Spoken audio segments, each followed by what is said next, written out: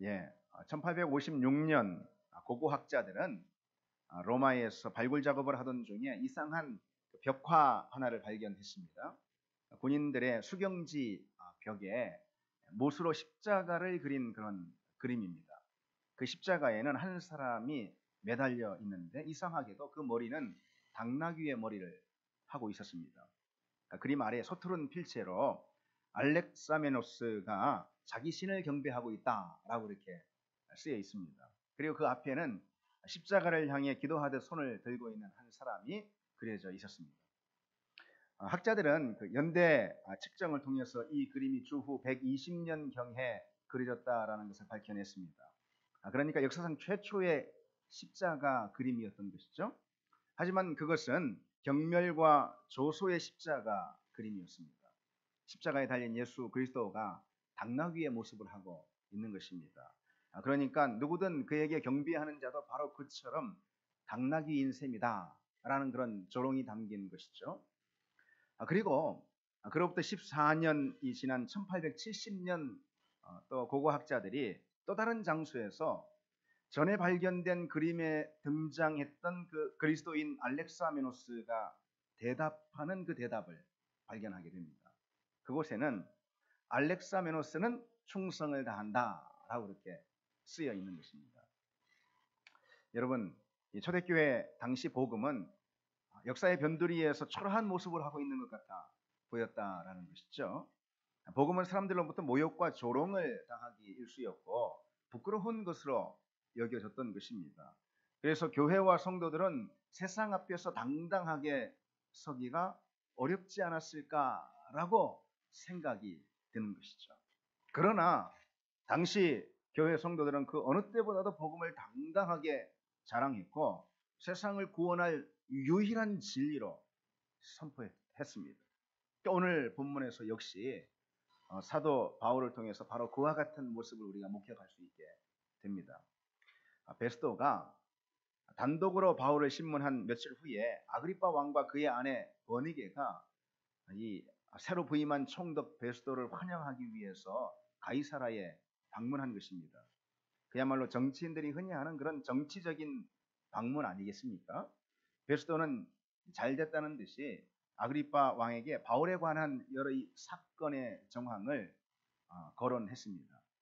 사실 바울을 신문하는 것이 베스도에게는 여간 고민이 되는 것이 아닐 수 없었습니다. 바울이 황제에게 상소하는 바람에 피고 바울을 황제의 법정에 보내야 됐는데 아무래도 고발장 가운데 명시해야 하는 그의 죄목이 마음에 걸렸던 것입니다. 도대체 어떤 죄목을 써가지고 피고 바울을 황제에게 보내야 할까? 소송에 어울리는 죄목을 작성해 보내지 않는다면은 총독인 자신이 우스운 꼴이 되지 않겠습니까? 그런데 황제에게 무슨 어떤 종교에 관한 그런 죄목을 붙여가지고 황제 법정으로 보낼 수는 없는 노릇 아니겠습니까? 그래서 베스도는 자신을 방문한 그 아그리빠에게 바울을 신문할 기회를 주고자 했던 것입니다. 그래서 베스도는 로마에서 이제 막 파견을 받은 신임 총독 아니겠습니까? 그래서 유대의 법과 전통에 대해서 문외한인 것이죠. 전혀 모릅니다. 그러나 아그리빠 왕은 그 지역 출신의 분봉왕이었기 때문에 유대의 관습과 법을 너무도 잘 알고 있었던 것이죠. 그래서 그에게 바울을 신문하도록 맡긴다면은 황제에게 고발할 문건을 용이하게 작성할 수 있으리라라는 그런 계산을 하게 된 것입니다. 그래서 이 베스도가 아그리빠에게 자초지정을 설명을 하는 것입니다. 이 전임 총독 벨릭스가 자신에게 남겨둔 이 죄수가 이 관할 하에 있게 됐는데 그런데 내가 예루살렘에 갔다가 대제사장과 유대 지도자들을 만나는 그 자리에서 그들이 벌떼처럼 달려들어 가지고 이 바울의 죄목을 잔뜩 대면서 바울을 고발하고 그를 사형 집행을 해야 된다라고 그렇게 하길래 내가 그들에게 말하기를 로마 법으로는 그렇게 하는 법이 없다. 고발당했다라는 이유만으로 사형을 집행할 그런 법은 로마에 없다. 그러니 피고에게 자신을 변호할 기회를 줘야 마땅하다라고 타일렀습니다. 그런 것이죠. 그래서 이렇게 재판을 진행하게 되었는데 재판 진행 과정 가운데서 자세히 알아보니까 피고인 바울이 가진 혐의라는 것이 무슨 뭐 대단한 그런 법을 어긴 그런 혐의가 아니라 예수라 하는 자가 뭐 죽었다가 다시 살아났다라는 그것을 뭐 주장한다고, 그게 바울의 이 죄목이 바로 그것인지라 그걸 재판으로 인정해서 진행할 수가 없게 되었다라는 그런 이야기를 하게 된 것입니다. 그래서 이 베스도가 아그리빠에게 하는 말이, 나는 그를 예루살렘의 종교 재판에 회부시키려 했는데 로마 시민권을 가진 그가 황제의 법정에 재판받기를 요청하는 바람에 내가 다시 그를 잠시 수감해 두었습니다 라는 것입니다. 그런데 막상 황제에게 그를 보내려니까 황제께 올릴 만한 피고의 죄목이 마땅치 않아 가지고 고민스러워졌다라는 것이죠. 그러니 고소 내용을 구체적으로 명기할 수 있도록 당신이 좀 신문을 직접 해보면 어떻겠냐라는 그런 부탁을 하는 것입니다. 당시 로마 제국, 로마 사회 하면은 이 또 법으로 유명한 곳 아니겠습니까? 그래서 특히나 로마 시민권을 가지고 있었던 바울이었기 때문에 정확히 그의 죄목을 명기해서 그래서 황제 법정에 세워야만 했던 것이죠. 총독에게는 그것이 부담이 됐던 것입니다. 그러자 아그리빠 왕이 대답하기를, 그럼 제가 그를 좀 보고 직접 그를 보고 신문을 해봐도 되겠습니까?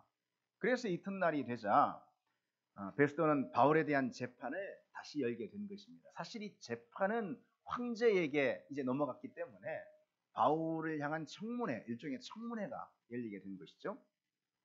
그 자리에 아그리빠 왕과 그의 아내 버니게, 그리고 가이사라의 주요 인사들과 군 고위 장교들까지 다 같이 한 자리에 모이게 된 것입니다.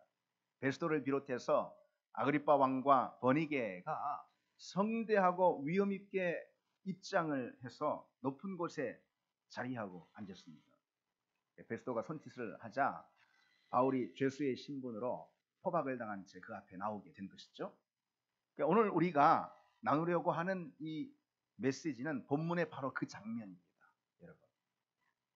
그러게 여러분, 오늘 설교 듣는 내내 그 장면을 여러분 머릿속에 떠올리고 있어야 하는 것입니다. 어떤 장면이라고 했습니까? 베스도를 비롯해서 아그리빠 왕과 그의 아내 버니게, 그리고 고위 관료들과 도시의 유력 인사들이 다 같이 한데 모여서 위험을 차리고 높은 단상 위에 올라 앉아 있는 것입니다. 그리고 바닥에 서서 초라한 죄수복을 입고 포승줄에 매인 이 바울이 신문을 기다리고 있는 것입니다. 바로 그 장면입니다. 여러분, 바울은 평생 복음을 위해서 달려왔지 않습니까? 복음이야말로 바울에게 가장 큰 자랑이고 자부심이고, 복음이야말로 바울 인생에 있어서 최고의 영광 아니겠습니까? 그런데 지금 이 순간 바로 그 장면을 떠올려 보십시오. 복음이 너무도 보잘것없이 보이지 않습니까? 하나님 나라가 세상의 영광에 비해 너무도 초라해 보이는 장면 아니겠냐는 것이죠. 오히려 세상이 더 큰 권세와 위엄을 갖춘 것처럼 보입니다. 세상의 영광을 한 몸에 입고 있는 유력한 인사들 앞에서 초로의 무명인 바울은 너무도 초라하다 못해 불쌍해 보이기까지 하는 장면 아닙니까? 오늘 여러분, 우리는 어떻습니까? 복음이 진정 우리에게 영광이 되고 있는가? 이 화려한 세상, 이 세상 한복판에서 그리스도인이라는 이 칭호가 진정으로 우리에게 참된 영예가 되고 있는가? 구원이 진정 우리의 권세가 되고 있는가? 교회가 진정 세상 가운데 우리의 자랑이 되고 있는가? 여러분 어떻습니까? 오히려 복음이 주는 구원의 능력보다 세상의 힘과 부요가 더 값있어 보일 때가 많은 것은 아닙니까? 그리스도인이라는 칭호보다 세상의 부와 권세를 가진 사람들이 더 부러워 보일 때가 많은 것은 아니겠습니까? 우리는 세상 앞에서 종종 초라해 보이고 보잘것없이 느껴지는 때가 있지는 않냐라는 것이죠. 그렇다면 온갖 위엄과 권위로 옷 입은 베스도 총독과 아그리빠 왕 앞에서 남루한 죄수복을 입고 포승줄에 묶인 채 재판장 바닥에 서 있는 바울도 자신이 그 순간 왠지 너무도 초라해 보이고 그동안 자랑과 영광으로 삼아왔던 복음이 그 순간 너무도 보잘것없이 바울에게 느껴졌을까요, 여러분? 어떻겠습니까? 물론 그렇지 않았겠죠. 물론 그렇지 않았습니다. 그것은 다음 장까지 이어지는 바울이 변론하는 태도, 바울의 태도를 통해서 복음을 붙들고 있는 그의 태도, 그리고 그의 앞에 서 있는 모든 고관 대작들을 대하는 그의 태도를 통해서 분명히 확인할 수 있는 대목입니다. 그날의 법정을 압도하고 있는 사람은 위엄과 권위를 뽐내며 높은 단상에 앉아서 내려다보고 있는 그런 유력한 고위 관작들이 아니었습니다. 오히려 바울이 사도의 기품을 가지고 그리고 복음에 대한 자신감을 가지고 그날 온 법정을 압도하고 있었다는 것이죠. 바울의 분명하고도 확신에 찬 목소리가 한동안 법정을 가득 메웠습니다. 그리고 그가 외친 마지막 뼈있는, 그야말로 뼈있는 한마디야말로 세상의 부와 권세를 복음 앞에 초라한 것으로 만들기에 충분했다라는 것이죠. 그의 뼈있는 한마디가 무엇입니까? 사도행전 26장에 기록되어 있는데, 오늘 제 말을 듣고 있는 여기 있는 모든 사람들이 이렇게 결박당한 것 말고는 꼭 저와 같이 되기를 바랍니다. 외친 것입니다. 복음이 얼마나 영광스러운 건지 안다면은 당신들의 부나 명예나 권세가 얼마나 보잘것없는 것인지 대번에 느낄 수 있을 것입니다. 라는 말 아니겠습니까? 그러니 당신들 모두가 복음과 영생의 선물을 얻은 나와 같이, 꼭 나와 같이 되기를 바랍니다. 그 말을 들은 그곳에 있는 많은 유력한 인사들은 당황했을 것입니다. 그래서 저는 이 장면, 이 성경의 이 장면을 사실 읽을 때마다, 그리고 이 장면을 머릿속에 그리며 떠올릴 때마다 정말 너무도 후련하고 통쾌한 그런 장면입니다. 다들 잘난 체하면서 거들먹거리며 높은 자리에 다리를 꼬고 앉아서는 바울을 업신여기고 있었을 것입니다. 무슨 뭐 예수인가 누군가 뭐 부활했다나 뭘 하나 뭐 하면서 그따위 하찮은 종교적 신념 하나를 붙들고 무려 2년이나 저렇게 감옥에 갇혀가지고 쓸데없이 말이죠. 좀 괴상한 친구 아닌가. 살다 보니 별인간을 다 만났네. 참 불쌍하기도 하여라. 마치 그런 눈빛으로 바울을 쳐다보고 있었을 것입니다. 바울은 그런 그들에게 복음이 없는 당신들이야말로 참으로 딱한 사람들이요. 여기 이렇게 포승줄로 묶인 것 외에는 당신들이 꼭 나와 같이 되기를 바라고, 그렇게 복음에 대한 자신 있는 선포를 하고 있는 것이죠. 바울을 한참이나 깔보던 그들은 그야말로 제대로 어퍼컷을 맞은 것입니다. 정말 통쾌한 장면이라는, 후련한 장면이라는 것이죠. 근데 여러분, 어떻게 이와 같은 상황에서 바울은 그처럼 조금도 움츠러들지 않았을까요? 어떻게 그와 같은 상황에서 복음에 대한 자신감을 바울은 전혀 잃어버리지 않았을까요? 복음이 초라해 보일 수 있는 바로 그때에, 그렇죠? 복음보다 세상의 권세와 세상의 부귀와 영화가 훨씬 더 멋들어지게 보이는 그때에, 잘나 보이는 그때에, 그 앞에서 복음은 너무도 보잘것없고 하찮아 보이는 그 순간에 바울은 복음에 대한 자신감을 조금도 잃지 않고 오히려 그들에게 당당하게 복음을 제시하고 있다는 것이죠. 어떻게 바울은 그럴 수가 있었을까? 무엇보다 바울은 높고 화려한 단상 위에 저마다 뽐내고 앉아있는 여러 군상들의 그 감추어진 진짜 속모습을 꿰뚫어 보았기 때문인 것입니다. 겉과는 달리 그들의 실제 모습은 무엇입니까? 허무함과 덧없음이죠. 인생의 그 허무함과 덧없음으로 인해 오는 불안과 두려움인 것입니다. 사실 이것은 바울이 예수를 알기 전에, 바울이 복음을 알기 전에 그가 가졌던 그런 인생의 내용들 아니겠습니까? 그의 마음의 상태 아니겠습니까? 모든 것이 허무하고 덧없고 인생이 무의미하고 허무하니까 그로 인해서 인생의 모든 과정에서 닥치는 불안과 두려움, 그것이 거기 그 앞에 화려한 모습을 치장하며 높은 자리에 위엄을 갖추고 앉아있는 그 유력한 인사들 역시 마찬가지로 겉과는 다르게 그들의 속은 그와 같은 인간이 다들 갖고 있는 허무함과 불안을 가지고 있었다는 것입니다. 그러나 바울은 그 자신을 통해서 알고 있듯이 복음이 그 모든 자신의 인생을 뒤바꿔 놓은 것이죠. 복음이 생명이고 복음이 능력이고 복음이 영생이기 때문에 그 복음을 붙든 바울이 그 무엇보다도 복음으로 인해서 새로워졌고 복음으로 인해서 새 능력과 인생의 삶을 출발하지 않았습니까?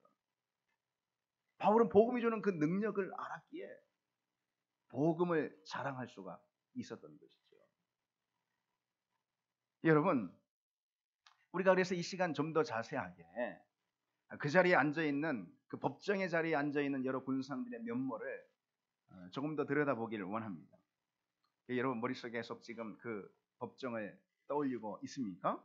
그 법정의 장면에서 먼저 유대 총독 베스도에게 여러분의 시선을 한번 고정시켜 보기 바랍니다.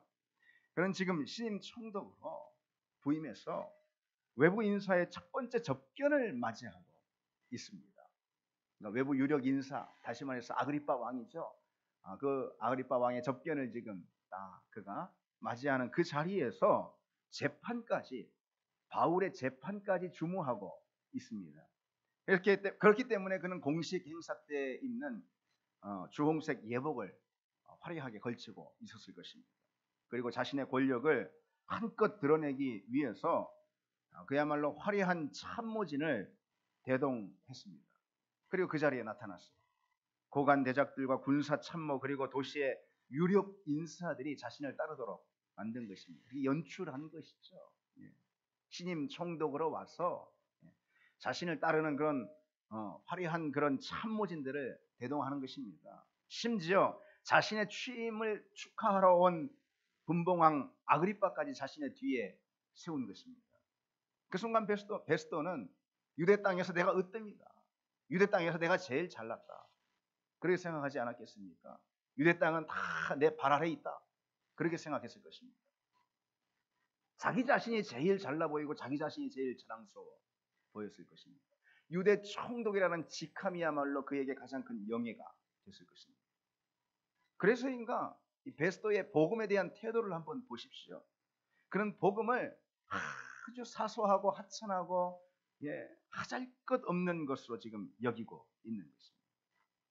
내가 바울을 조사하다 보니까 그의 논쟁거리하고는 고작 그들의 무슨 종교적인 논쟁, 부활이 있느니 없느니, 예수가 살았느니, 살지 않았느니, 그런 별것도 아닌 것 가지고 자기들끼리 서로 논쟁하고 싸우더라. 그렇게 지금 아그리빠 왕에게 그렇게 소개를 하고 있는 것이죠. 다들 유대 지도자들이 닭달같이 달려와서 나한테 바울을 사형시키라고 다 고발을 하니까 내가 처음에 몰랐을 때는 바울이 무슨 큰 일이라도 저질렀는지 큰 사건이라도 되는지 그렇게 생각을 했는데 결국 나중에 알고 보니까 아무것도 아니더라. 그들이 그렇게 떠들어대는 것은 고작 무슨 부활이니 뭐니 하는 쓸데없는 것들이더라. 복음에 대해서 지금 그런 생각을 갖고 있는 것입니다.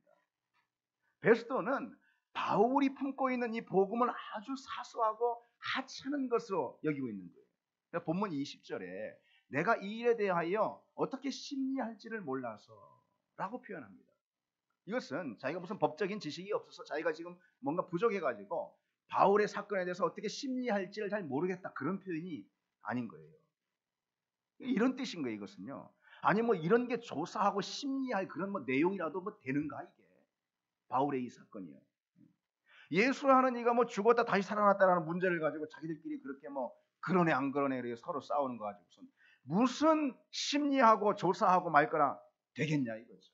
무슨 타당성이라고 있는 문제야지. 내가 좀 관심을 보이지. 그런 이야기입니다. 전혀 황당무계한 일을 가지고 시간 낭비하고 있다는 거죠. 이치와 사리에 맞지도 않고 터무니없고 허무맹랑하다라는 것입니다. 그런 일에 내가 무슨 마음을 쏟고 시간을 쏟게 됐느냐? 그것입니다. 그것이 복음에 대한 바울의 태도였어요. 그것이 예수 그리스도 복음, 예수 그리스도 부활에 대한 바울의 베스도의 태도입니다. 예수 그리스도의 복음과 부활이라는 것이 시답지 않은 하찮은 문제다. 전혀 관심과 눈길도 두지 않은 것입니다. 그리고 그것을 전하는 바울을 한낱 미치광이 정도로 매도하는 것을 볼 수 있습니다. 여러분, 오늘 이 시대가 그렇지 않습니까? 복음이 뭐 때문에 중요하냐는 것이죠. 사람들이 복음이 무슨 밥 먹어야 주는 것이죠. 우리를 보며 이상하게 다들 생각하는 것입니다. 무슨 교회에서 저렇게들 사냐 이것이죠. 교회에서 뭐냐는, 예수 믿는 것이 뭐냐는 것이죠. 이해할 수 없다라는 그런 태도인 것입니다. 인생에서 뭐 그게 중요한 일이라는 것이 일이냐라는 그런 태도인 것입니다. 복음이 뭐 어떤 게 중요한 건데?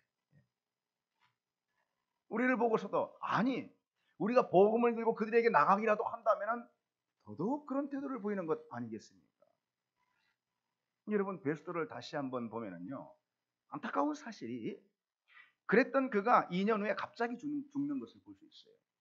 역사적으로 유대 총독으로 부임해서 고작 2년 있다가 병사를 합니다. 그러니까 그는 죽기 2년 전에 바울로부터 복음을 들었던 것이죠. 여러분 어떻습니까? 예수 그리스도와 그분의 부활에 대해서 베스도가 심리를 하면서 그 바울의 복음을 들었습니다. 그러나 그 기회를 놓치고 마는 것입니다. 그의 죽음이 안타까운 이유가 바로 거기에 있는 거예요. 그저 더덥고 허망한 권력에 취해가지고 권력에만 욕심을 내다가 그만 복음을 놓치고 영생의 기회를 잃어버리고 말았다는 것이죠. 정말 어떤 것이 가치 있고 귀한 것인지 값진 것인지 전혀 모르는 그런 불행한 사람 아니겠습니까? 세상에서 가장 불행한 사람입니다.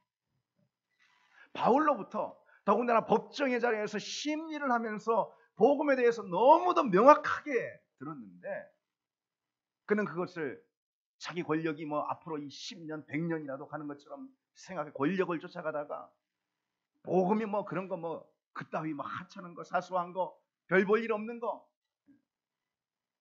그렇게 한 귀로 듣고 한 귀로 흘렸다가 그럼 그만 2년 있다가 죽고 말았습니다.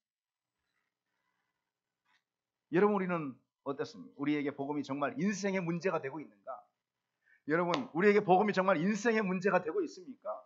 믿음과 부활과 영생이라는 것이 정말 일생일대의 문제가 되고 있냐는 것이죠. 예수 그리스도가 우리 존재의 문제, 우리 삶의 문제가 되고 있냐는 것입니다. 바울은 내 주 예수 그리스도를 아는 지식이 가장 고상합니다. 그래서 세상에 다른 모든 것을 배설물처럼 다 여겼다고 하지 않았습니까? 그리고 그 안에는, 다시 말해서 복음 안에는 지혜와 지식의 모든 보화가 감추어져 있다라고 고백하고 있습니다. 여러분, 이 고백이 우리 고백이 되기를 원합니다. 세상 사람들이 복음을 초라하게 보고 복음을 하찮게 본다 하더라도, 아니, 심지어 우리가 가지고 있는 복음이, 우리에게 주어진 복음이 때로 혹 세상 앞에서 우리 인간적인 눈으로 볼 때 초라해 보일 때 있다 하더라도 우리는 복음에 대한 이 자랑과 이 복음의 값진 가치를 인정하는 우리의 신앙을 버리지 않기를 원합니다. 우리는 언제 어디서나 이 복음을 우리 인생 일대의 문제로 붙잡고 우리 인생에서 가장 고상한 가치로 여길 수 있는 우리가 되길 바랍니다. 이제 여러분이 떠올리고 계신 이 법정의 장면, 거기서 여러분의 시선을 이제 아그리빠 왕에게로 한번 돌려보시기 바랍니다. 예, 그림들은 다 그리고 계십니까? 예. 그런 이 아그리빠 왕은 헤롯 대왕의 증손자입니다. 사도행전 12장에 나오는 헤롯 아그리빠 1세가 있는데 그의 아들입니다. 그래서 이 헤롯 아그리빠 왕은 아그리빠 2세인 것입니다.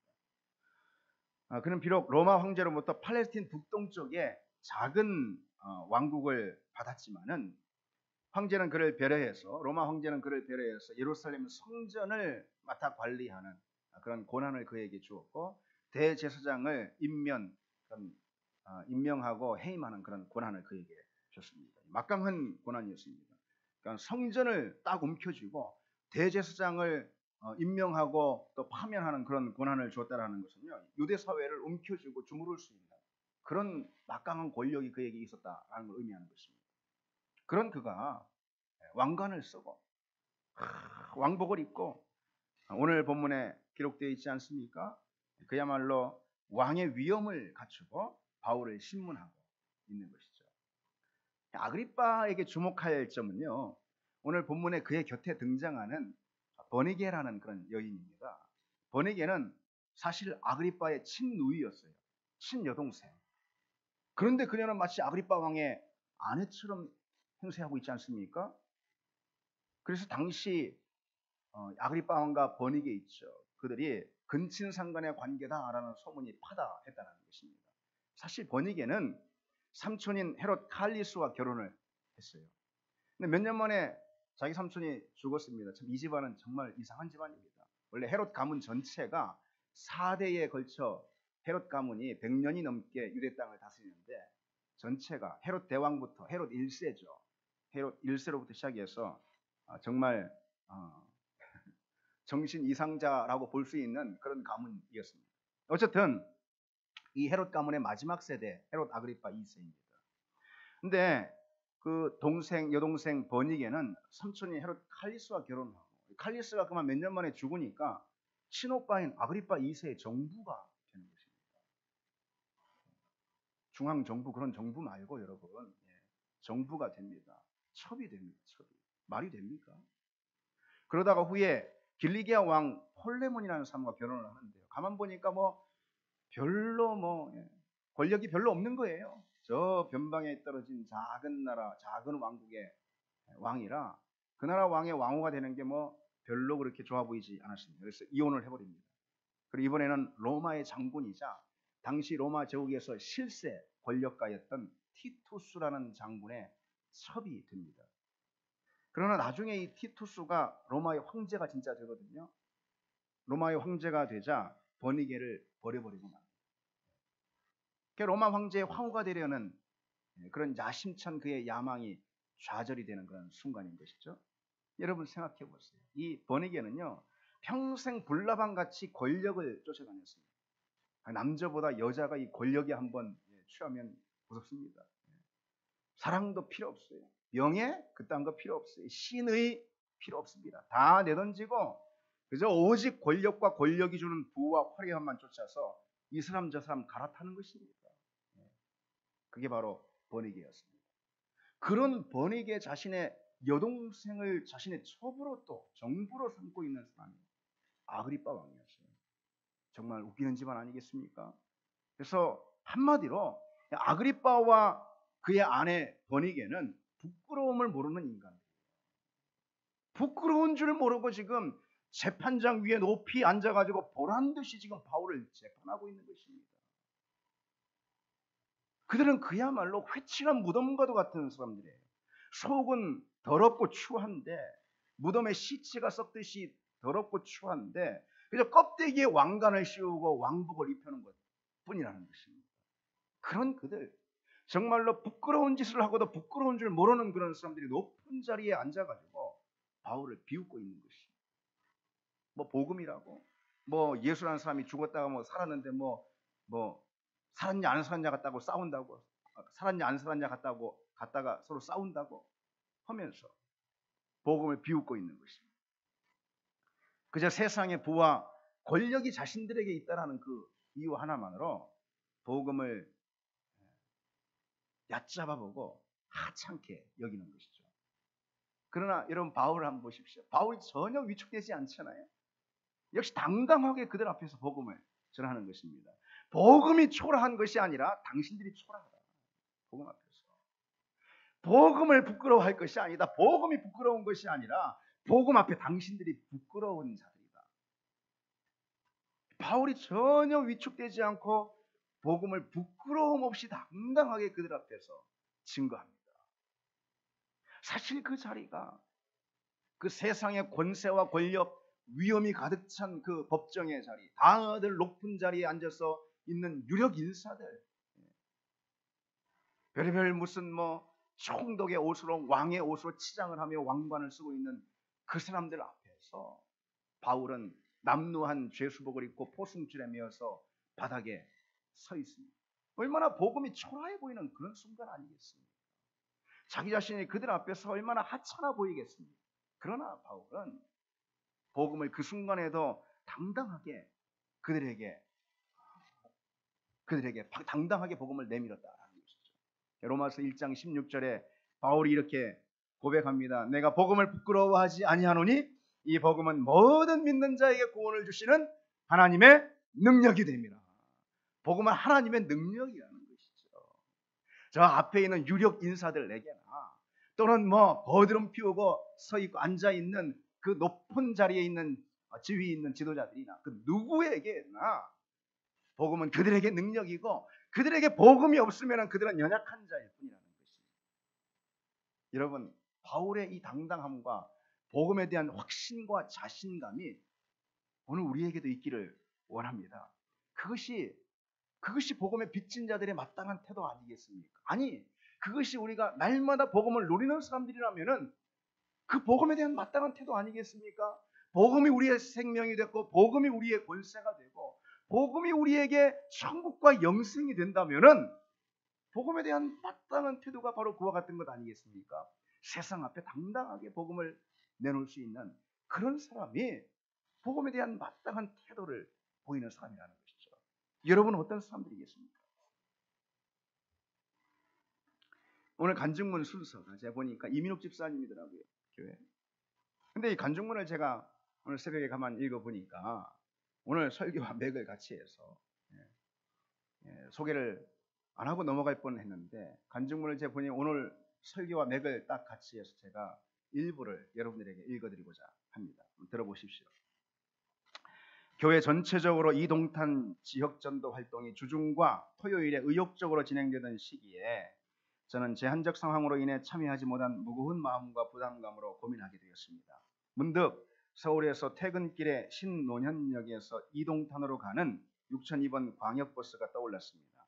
퇴근 시간에 신논현역에서 6002번 버스를 타는 사람들은 대부분 이동탄 주민들이기에 이들에게 전도하는 것이 곧 지역 전도가 될 수 있겠다라는 생각에 가슴이 두근거렸습니다. 그 마음을 품은 때부터 퇴근길 신논현역에서 6002번 버스를 타기 위해 줄 서서 기다리는 사람들을 관심 있게 보게 되었습니다. 퇴근길이기에 대부분 고된 하루의 피곤함이 묻어나는 모습으로 휴대폰을 보거나 음악을 듣고 있었고, 어떻게 하면 이들에게 복음을 전하며 진심을 느끼게 할 수 있을까 저는 고민했습니다. 문득 최근 화제가 되고 있는 바나나 초코파이가 떠올랐습니다. 이게 화제가 됐다는 걸 제가 몰랐습니다. 바나나 초코파이로 호기심과 관심을 얻고 포스트잇에 붙여 격려의 글과 성경 말씀을 적어 전한다면 잠깐이나마 마음 가운데 무언가 생각하게 되지 않을까 하였고, 짧은 순간이지만 그 자리 가운데 하나님께서 역사해 주셔서 바나나 초코파이와 포스트잇 글을 통해서 진심이 전달되고 성경 말씀이 마음에 들어가서 어느 때이든지 생각나서 교회를 찾아오고자 하는 마음을 주시길 기도하며 준비하게 되었습니다.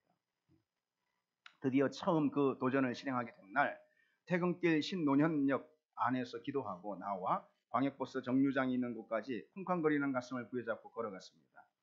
길게 서 있는 6002번 버스 대기줄의 맨 앞 사람에게 다가가 인사하며 준비한 포스트잇을 붙인 바나나 초코파이와 바나나 초코파이 드시고 오신 분 계십니까 혹시 여기에?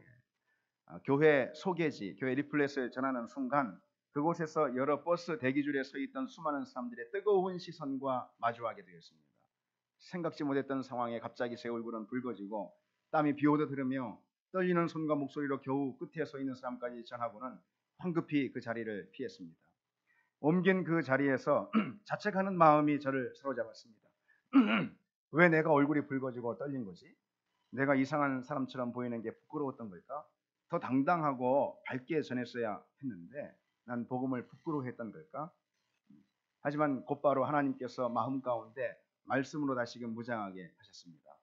그리고 로마서 1장 16절 아까 제가 읽어드린 말씀 있잖아요. 내가 복음을 부끄러워하지 않으니 그 말씀을 적어놨어요.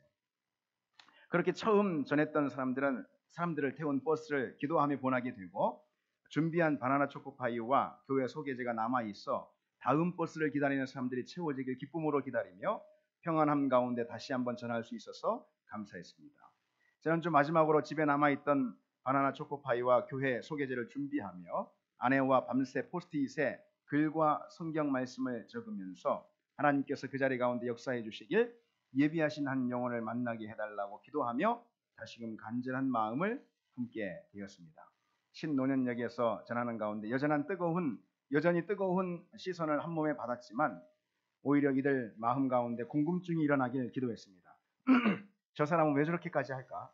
저렇게까지 하는 이유가 뭘까? 하는 궁금증이 마음을 사로잡아 하나님을 만나는 자리로 나오기를 구했습니다.